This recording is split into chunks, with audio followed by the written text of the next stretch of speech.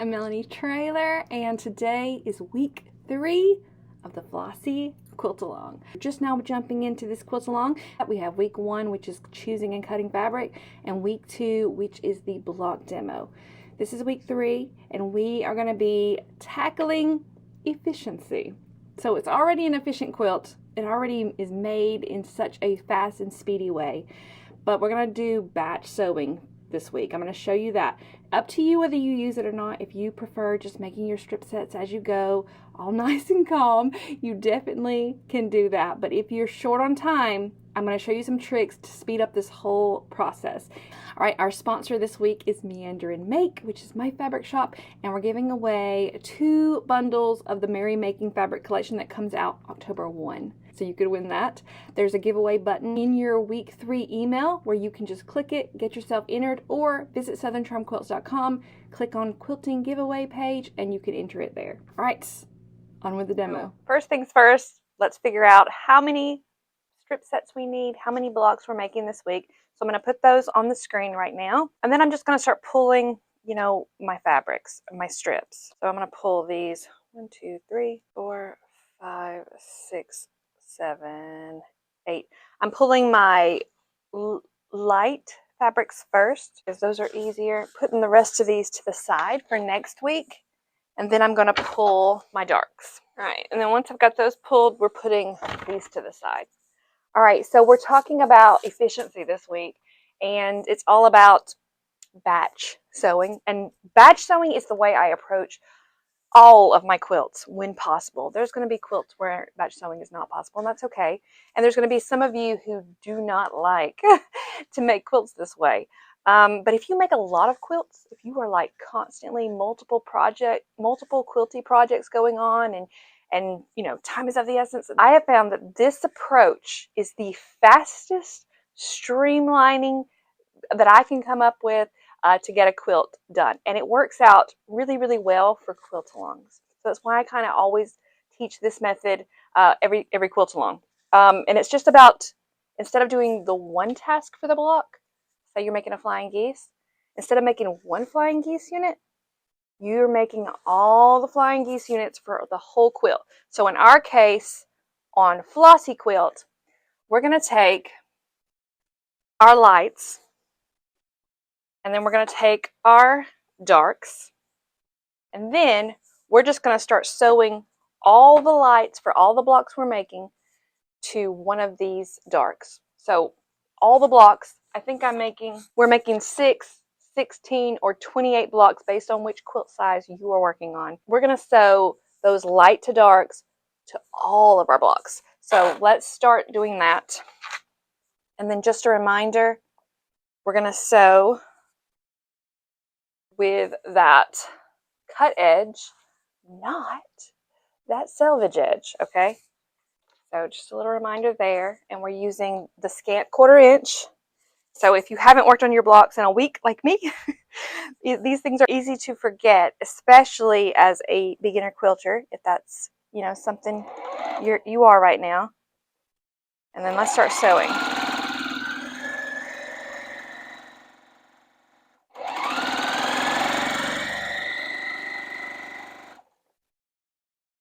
And if you missed the demo for how to make this block, you can watch week 2, and it will detail exactly what we're doing.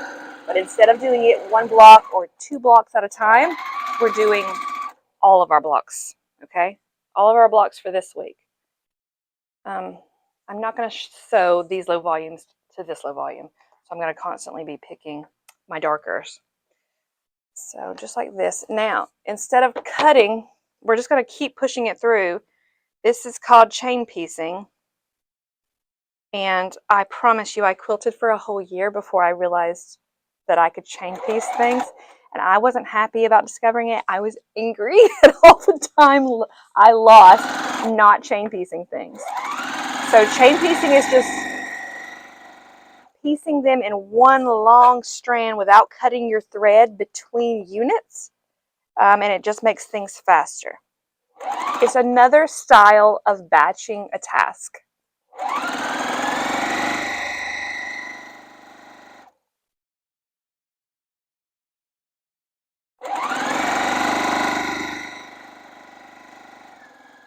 All right, I'm going to work my way through this stack of lights and dark strips going together, just in case you don't remember. They're going like that. All right, I'm going to work through these and I will see you when I get it done. All right, so I've sewn all of my light and darks together, and now we're going to sew that dark to the dark strip, right? And take these and sew them together. Now, if you wanted to cut your threads here and then stack these in a separate place, because you know these will get sewn to these, you can, but I'm not stopping. I'm just going to keep going through and sending these through the machine. One giant chain piecing session, and when I get them all done, then I will cut them. So, working on my darks to darks this time. And my eye is watching the edge of my fabric and making sure that it's in the right place so that I can know that I'm getting the correct seam allowance. And without the correct seam allowance, I can't get the correct block size. So that's why that's so important. All right, just popping these together. Let me finish these up, and then we'll sew the other parts in just a second. All right, I'm still on this step. I just wanted to show you that I ran out of bobbin thread in the middle. So I just stop, pull my bobbin out, and put a new bobbin in. Get this one winding while I put the other one in. I always use this 2-bobbin system. Works out pretty good for me. And I never have to spend a long time winding bobbins this way. All right? Bobbin. Get it inserted. All right, so on my machine, I can't sew while this is winding, so I got to pause for a minute. Once I get it set up, I'll just wait until it's done. So I got everything ready. Got everything ready to keep going. All right, and then I do a little back stitch. Just 3 stitches maybe, and then just keep going. And that is how I handle when a bobbin runs out. So no big deal. All right, now let me finish this and I'll see you in a minute. Okay, so done sewing. I'm telling you, that took, I don't know, 15, 20 minutes, even running out of a bobbin. Now we're going to cut the thread, okay? And now take my Dura Snips, and I think we gave a set of these away, 3 sets of these away last week. So now we're going to cut, right? We're going to cut these. You can open them up if you want. We're cutting the little threads that connect each of the pieces. So there's a piece. Just going to connect. Just going to cut those. And you don't have to open them up like this as you go, but you can. However it works best for you. It's important to come up with, your own flow. These are mine, and this is what works best for me, but just because it works, good for me doesn't mean it'll work good for you. It's just kind of, we all have our own preferences. So, as always, take what you need from these videos, and leave off what you don't. All right, and I think I didn't say this in last week's demo. This block is pretty forgiving.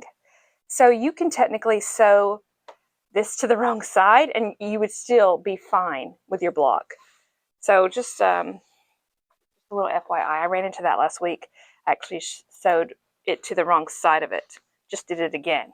So if that happens to you, these blocks flip-flop. So it doesn't really matter because they're going up and they're going down. So if that happens to you too, don't even worry about it. Actually, I think I did every single one of these. No, not every single one, just some of them. Now, we take these and we're going to find one of these dark sets. So we've got, just so that we're all on the same page, we've got our 2 dark strips sewn together here, and we've got our light and dark strip sewn together here. So this is going to get sewn to this, right? So let's put those together.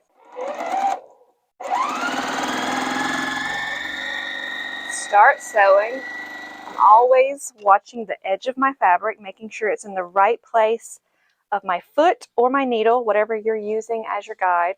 Make sure it's in the right place, and then sew.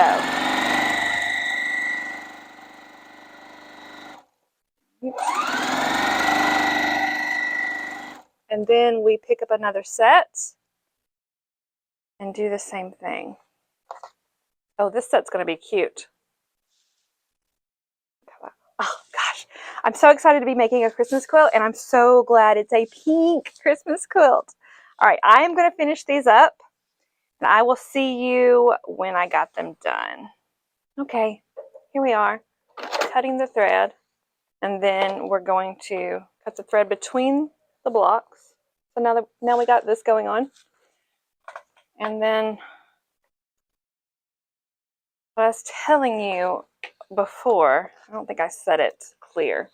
I got some of my blocks like this, and then some of my blocks are like this. It doesn't matter if you do that. It's a little error when I got started, but it's not going to matter at all. So most blocks it will matter, but not this one. This one rotates. It doesn't rotate sideways. It rotates up and down. So they just completely flip.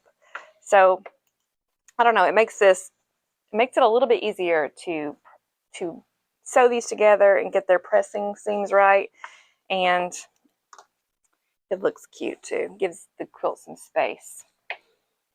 All right, we're going to the pressing mat, so let's go. All right, so lots of questions this week about my pressing station setup.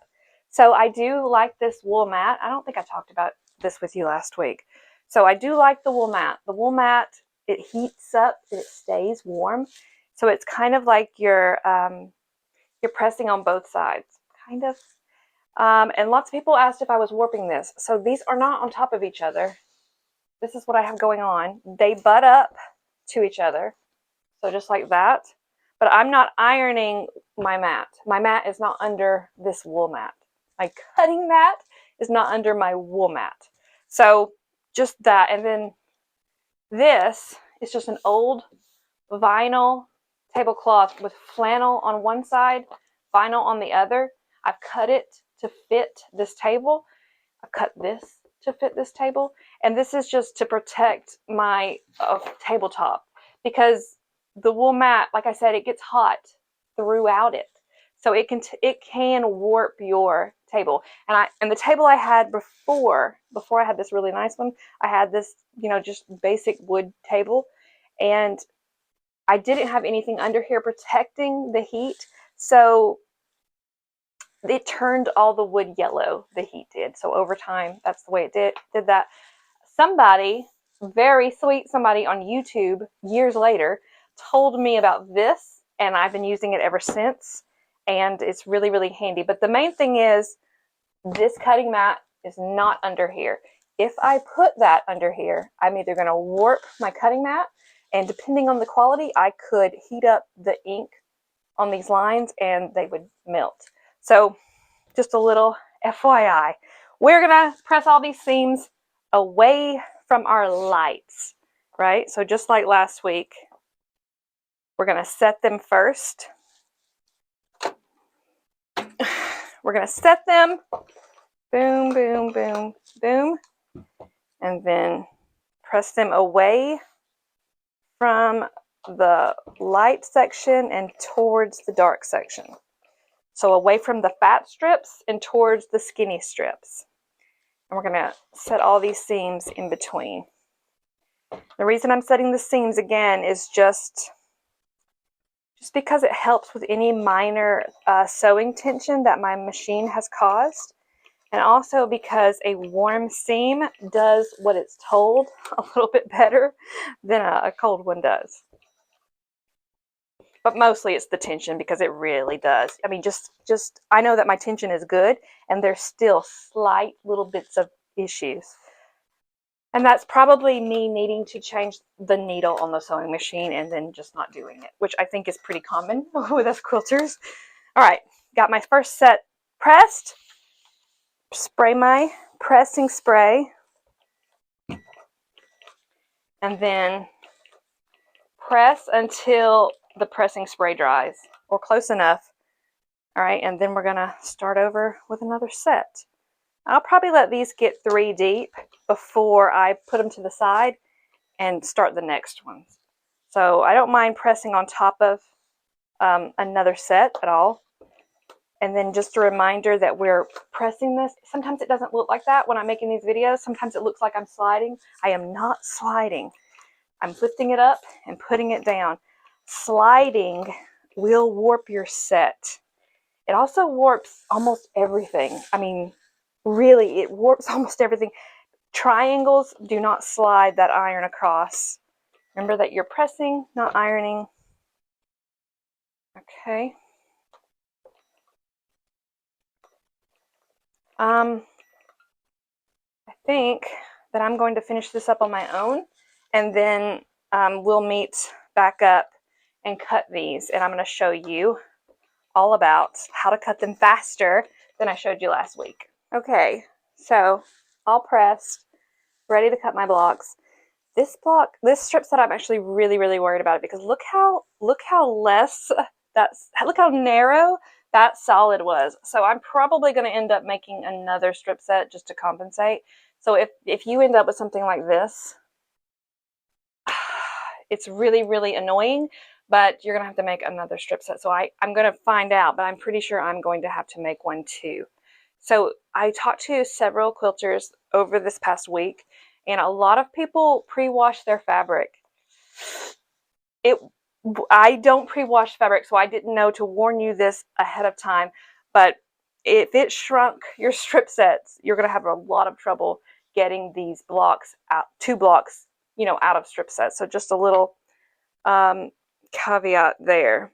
What I want to talk to you now. All right, so last week we talked about how to cut your strip sets with your ruler and your rotary cutter, right? So if that's what you're doing, so if you want to stick with that, stick with that.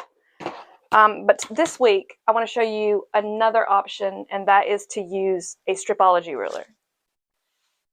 All right, so this is a Stripology ruler. They've been available for a very long time, years and years. And I only got this about, I want to say, 2 to 3 years ago. And the reason I didn't have it all those years of quilting is because it's crazy expensive. So I know we're all not going to be able to have one of these. So if you're doing this, keep doing it. If you have the budget for this and you're quilting all the time, encourage you to get it. And I talked to another quilter this week who said she bought it, she hated it. And let me tell you, I felt the same way when I got this ruler. The purpose of this ruler is that you don't have to pick up your ruler and bounce for all the little cuts you need to make. You lay it down one time and you cut, no bouncing. So that's the only purpose it is. There's a few more pros that I would say it has, whereas I can put this ruler down and it's heavy. So my ruler, when I'm doing this number, it does, how sometimes it can shift just a little bit at the end, especially on this side if I didn't put my weight in the right place of the ruler. This ruler doesn't tend to do that. When you get it in the right place and you cut, it's usually really great. It doesn't shift. So there's, that could be a reason that you may want this ruler. Major con is that I can't even use my favorite rotary cutter on this ruler. I have to go and get a separate one because you have to have a rotary cutter that pops out. So, pops out. This doesn't pop out. This shifts when I press it on a hard surface. So you've got to have one like that. And the idea is that you slip it into these little teardrop shapes. You might not can see them. There's little teardrop shapes, and then you just cut. It is an amazing ruler. Like I said, I hated it at first. It took me a long time to grasp it. Probably should have watched a video, but I like figuring things out myself. So get it if you want.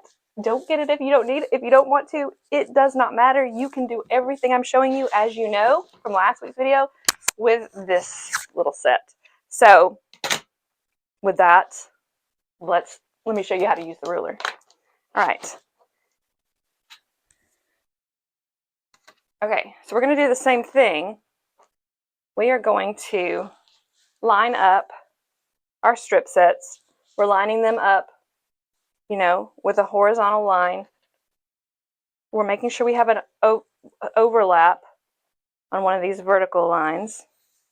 And then as I lay these out, I want to make sure that I can get both of my blocks. Okay? So I'm just counting it out. So this is the strips that I was worried about, but I can technically get it.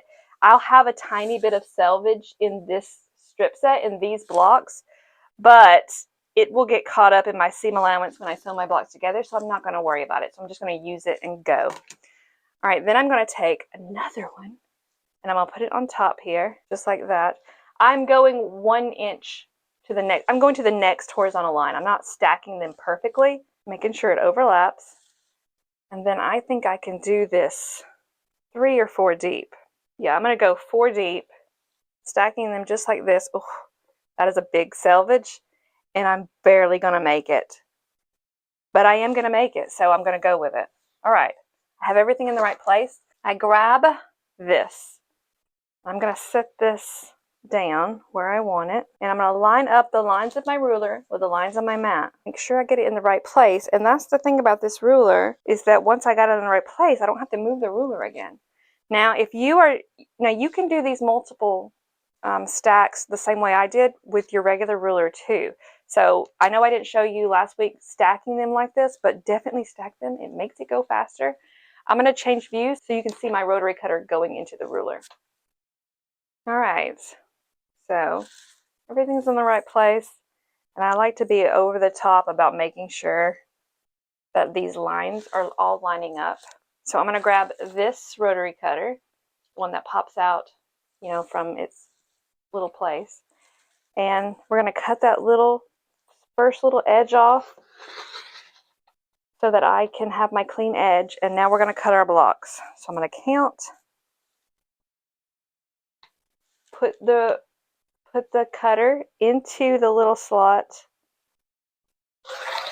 cut my blocks, and then cut again. So I'm going to cut right here.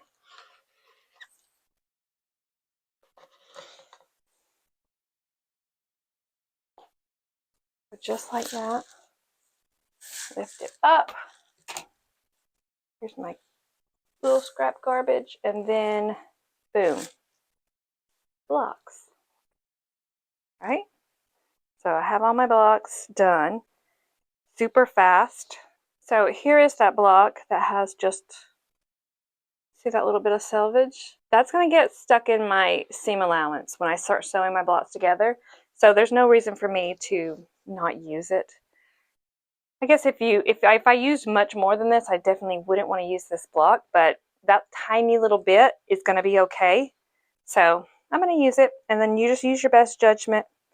If you want to make another strip set and cut more blocks, these don't take that long, so no reason, you know, not to. Here is this whole thing again, and I just want to show it to you on the other angle. So stacking these, and then if I'm just using a basic ruler, you know, I'm grabbing the ruler, and I'm cutting, cutting, cutting. And with a Stripology ruler, it's going to look like this. Get it in the right place and cut.